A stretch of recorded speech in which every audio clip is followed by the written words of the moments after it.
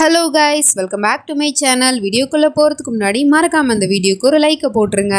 Last பார்ட்டில் நம்ம psycho hero தன்னோட தம்பியை பார்த்த அடுத்த நிமிஷமே பொண்டாட்டி அப்படியே செந்துக்கா தூக்கிக்கிட்டு மேலே போயிட்டுருக்கான். அவனுக்கு இதை பார்க்கும்போது செம கடுப்பாகுது. அதுக்கப்புறம் அவனையே கிராஸ் பண்ணி அங்கேருந்து தூக்கிட்டு போயிட்டுருக்கான். அப்புறம் நேராக ரூமுக்கு தூக்கிட்டு வந்துட்டு பொத்துன்னு அவளை பெட்டு மேலே தூக்கி வீசிக்கிட்டு இருக்கான். ஸோ அவனை கடுப்பேற்றுறதுக்காக தான் இதை பண்ணா அப்படிங்கிறது நல்லாவே தெரியுது. அது சமயம் இந்த சைக்கோ பையலோட அம்மாவுக்கு திரும்பவும் இந்த வீட்டுக்கு வந்ததில் ரொம்ப சந்தோஷம். ஒரு வழியாக நான் என்னோட ரூமுக்கு என்னோட பெட்டுக்கே வந்துட்டேன், இதுக்கப்புறம் நான் இந்த வீட்டை விட்டு என்றைக்கும் போக மாட்டேன் அப்படிங்கிற மாதிரி சந்தோஷப்பட்டுட்டு இருக்கு.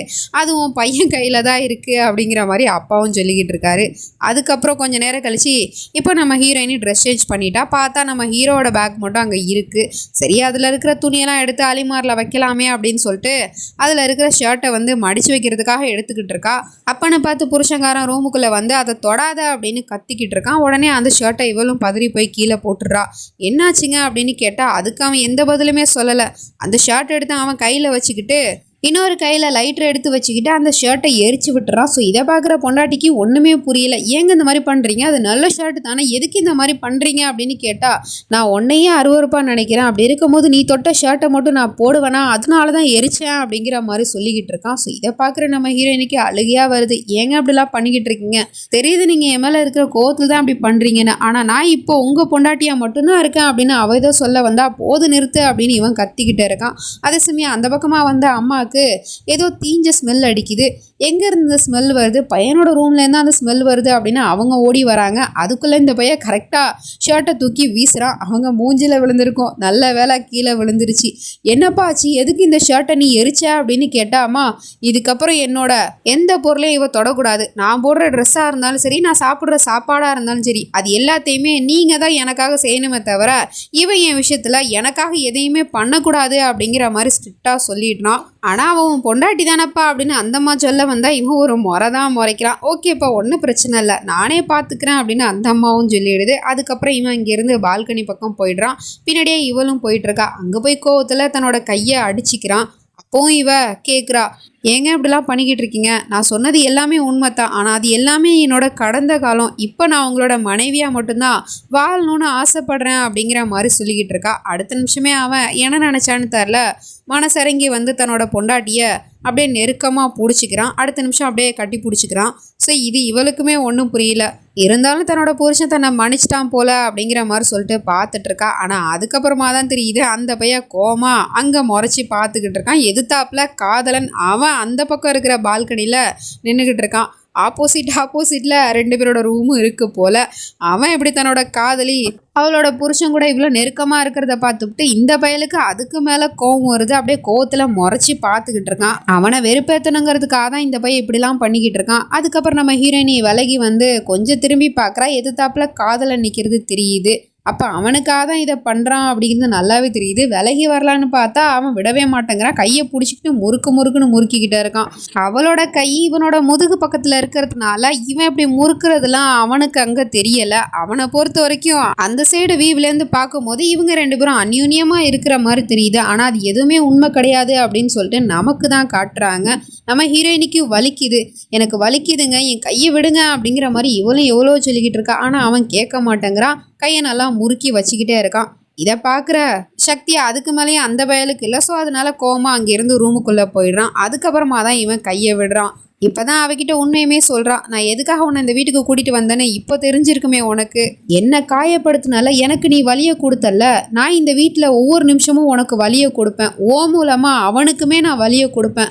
அதுக்காக தான் நான் உன்னை அந்த வீட்டுக்கு கூட்டிகிட்டு வந்தேன். எனக்கு நீ சொன்ன உண்மையை தெரிஞ்சுக்கிட்டா அடுத்த நிமிஷமே உங்கள் ரெண்டு பேரையும் கொலையே பண்ணி போடலாங்கிற அளவுக்கு கோபம் வந்துச்சு தான். ஆனால் கொன்னுட்டா அந்த நிமிஷமே நீங்கள் ரெண்டு பேரும் நிம்மதியாக போய் சேர்ந்துடுவீங்க. அப்படிலாம் உங்களை நான் ஈஸியாக போக விடக்கூடாது. தினம் ரெண்டு பேருக்கும் நான் வலியையும் வேதனையும் கொடுப்பேன் அப்படிங்கிற மாதிரி சொல்லிட்டு அவன் இங்கேருந்து போயிடுறான். ஸோ இந்த உண்மையை இவ தெரிஞ்சுக்கிட்டா அப்படின்னா இதுக்காக தான் நம்மளை இவர் இந்த வீட்டுக்கு கூட்டிகிட்டு வந்திருக்காரா அப்படின்னு சொல்லிட்டு பார்த்துட்ருக்கா.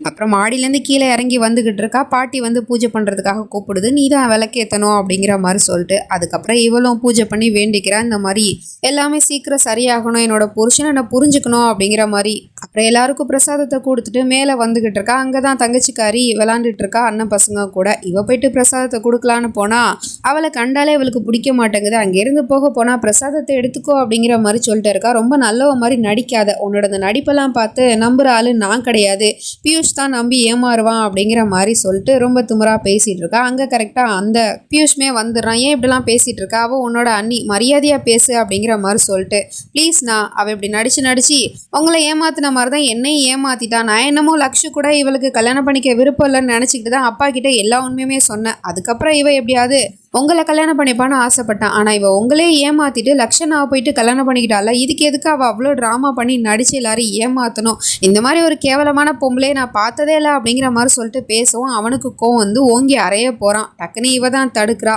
ஏதோ தெரியாமல் பேசிட்டா, விட்டுரு அப்படின்னு சொல்லிட்டு. அதுக்கப்புறம் அவன் இங்கேருந்து கோச்சிக்கிட்டு போயிடுறா. இவளோட கையில் பார்த்தா அவன் பிடிச்சி டைட்டாக அமுக்குனான் இல்லையா, அதில் வந்து அவனோட கையை அச்சு வந்து அவளோட கையில் பதிஞ்சிருக்கு. அதை இவனும் பார்த்துட்டு கேட்குறான், என்னது உன்னோட கையில் காயமாக இருக்குது, என்ன ஆச்சு அப்படின்னு கேட்டா இவ டக்குன்னு கையை மறைச்சிக்கிட்டு ஒன்றும் இல்லை அப்படின்னு சொல்லிட்டு சமாளிக்கிறா. அவனும் கேட்குறான், அதான் அவன் கையை பார்த்தாலே தெரியுதே, கையச்சு நல்லா பதிஞ்சிருக்கு, அவன் தான் உன்னை ஏதோ பண்ணியிருக்கான், என்ன பண்ணா சொல்லு அப்படிங்கிற மாதிரி கேட்டா, இங்கே பாரு புருஷ முன்னாடிக்குள்ளே 1000 இருக்கும், அதெல்லாம் நான் அவங்ககிட்ட சொல்லணுங்கிற அவசியம் இல்லை அப்படிங்கிற மாதிரி மூஞ்சில் அடித்த மாதிரி பேசிடுறா. ஸோ அதனால அவனும் இங்கேருந்து கிளம்பி போகிறான்.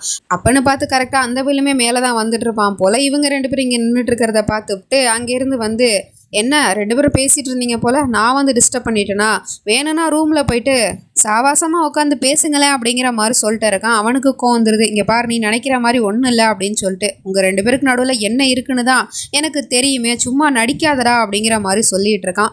அவளும் அப்படிலாம் எதுவும் இல்லை அப்படிங்கிற மாதிரி சொல்லிட்டு இருக்கா. அப்புறம் கீழே பாட்டிமாவும் அப்பாவும் போகிறத பார்த்துட்டு 2 பேரும் வாயை மூடிடுறாங்க. ஆளுக்கு ஒரு திசையில் போயிடுறாங்க. அதுக்கப்புறம் இப்போ நைட் ஆகிடுது போல்.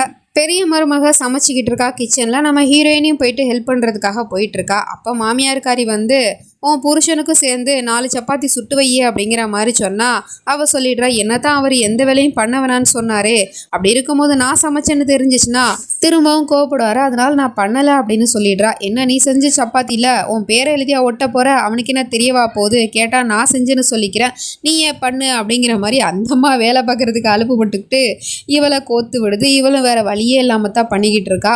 ஆனாலும் இவங்க நான் சமைச்சேன்னு சொல்லாட்டியும் வேற யாராவது சொல்லிட்டா என்ன பண்ணுறது அப்படிங்கிற மாதிரி யோசிச்சுட்டு இருக்கா. அப்புறம் மொத்த குடும்பமும் சாப்பிட்றதுக்காக வந்து உக்காந்தாச்சு. அந்த பையலை கூப்பிடுறதுக்காக பொண்டாட்டியே போக சொல்கிறாங்க. அவள் தயங்கிட்டே நின்றுட்டுருக்கா. என்னம்மா அவனையும் கூப்பிடு, சேர்ந்து எல்லாரும் உட்காந்து சாப்பிடலாம் அப்படிங்கிற மாதிரி சொன்னதும் இவளும் போய் கூப்பிடுறதுக்காக மேலே போயிட்டு இருக்கா. அப்படின்னு பார்த்தா அவன் ஃபோன் பேசிகிட்டு இருந்திருப்பான் போல், ஏதோ கான்ட்ராக்டர் விஷயமா பேசிகிட்டு இருக்கான். இவள் போயிட்டு ஃபோன் பேசுகிறானே அப்படின்னு சொல்லிட்டு தூரமாக நின்று அவன் பேசி முடிக்கட்டும்னு வெயிட் பண்ணிகிட்டு இருக்கா. டக்குன்னு அவன் திரும்பி பார்க்கும்போது இவன் நிற்கிறது தெரியுது. அங்கேருந்து வந்து, என்ன நான் பேசுகிறத ஒட்டு கேட்குறியா, இந்த மாதிரி வேலையெல்லாம் கூட நீ பண்ணுறியா அப்படின்னு கேட்டால், அதெல்லாம் இல்லை, சாப்பிட்றதுக்காக கூப்பிட வந்த பெரிய பாட்டி தான் கூப்பிட்டு வர சொன்னாங்க அப்படின்னு சொன்னால் அதுக்கு அவன் என்ன பதில் சொன்னான்னு தெரியல. எங்கே எல்லாரும் வெயிட் பண்ணிட்டு இருக்கும் போது அவன் மட்டும் கீழே இறங்கி வந்துகிட்டு இருக்கா. என்னாச்சுமா அவன் வரலையா அப்படின்னு கேட்டால், அவர் சாப்பாடை மேலே கொண்டு வர சொல்கிறாரு அப்படிங்கிற மாதிரி சொல்கிறா. ஏன் எங்கள் கூடலாம் உட்காந்து சாப்பிட மாட்டானா அப்படிங்கிற மாதிரி இவங்களும் கேட்குறாங்க. இல்லை அவன் ஏதோ வேலையாக இருப்பான் போல், நானே சாப்பாடு எடுத்துகிட்டு போகிறேன் அப்படின்னு சொல்லிட்டு அம்மாவும் எடுத்துகிட்டு போகுது. அவன்கிட்ட போயிட்டு சாப்பாடையுமே கொண்டு போய் வைக்கிது. பட் தண்ணி எடுக்க மறந்துட்டு போல். போம்மா போய் தண்ணி எடுத்துகிட்டு வா அப்படின்னு சொன்னால், ஏற்கனவே நான் தான் சொன்னேன்லம்மா அவள் கையால் நான் எதையும் சாப்பிட மாட்டேன் குடிக்க மாட்டேன்னு சொல்லிட்டு, அப்புறம் திரும்பவும் போயிட்டு அவளை எடுக்க சொல்கிறீங்க, நீங்கள் போய் எடுத்துகிட்டு வாங்க அப்படின்னு சொல்லிட்டு அம்மாவை போய் சொல்லிடுறான். அதுக்கப்புறம் இவனும் ஒரு வாய் எடுத்து வாயில் வைக்கிறான். சாப்பிட்டோன்னே தெரிஞ்சு போச்சு போல் அம்மா சமைச்சது இல்லை அப்படின்னு சொல்லிட்டு.